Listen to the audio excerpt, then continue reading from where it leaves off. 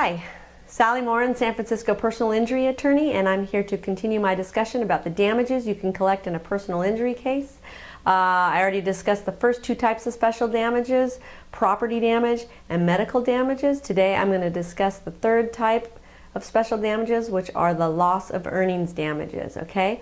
Loss of earnings damages are the amount of money you lost from missing work due to your injuries related to the accident. Okay? To prove this element of special damages, you need two things. The first thing that you need is documentation from your medical provider authorizing the time off from work. You're only entitled to compensation if the time that you're taking off from work was medically authorized. Okay? There's typically, a reasonable amount of time you can be expected to take off because you've been in an accident. Like if you go to the ER at Kaiser or San Francisco General, they'll write you a slip, a discharge slip for 1 to 3 days or something like that off from work. But if you're receiving ongoing care and your injuries are the type that aren't going to allow you to get right back to work, you need to make sure you have a medical professional provide you with documentation so that you can get compensated for this time off from work. Okay?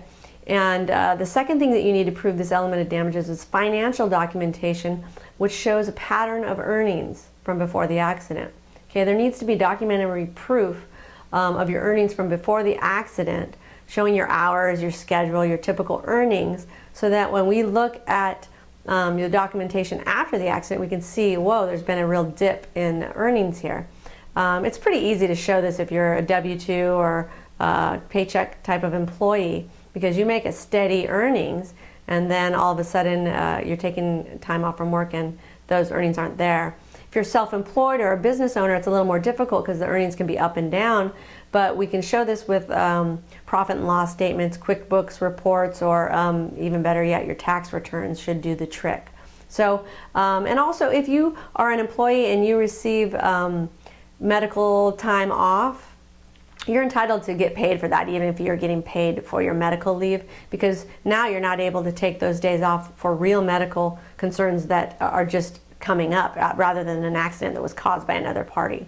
So you're entitled to compensation regardless of whether you're getting your paid time off or not. So that's my summary about loss of earnings damages. I'm going to talk about future loss of earnings in my next post, so stay tuned. Thanks.